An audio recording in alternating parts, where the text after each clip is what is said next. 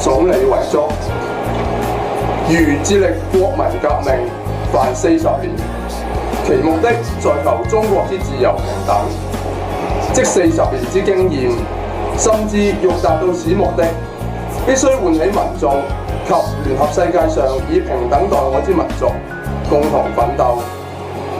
現在革命尚未成功，凡我同志務須依照如所著建國方略、建國大綱、三民主義及第一次全國代表大會宣言，繼續努力以求貫徹。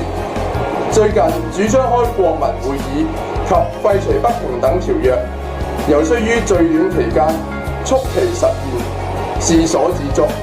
中華民國14年2月24日宣文。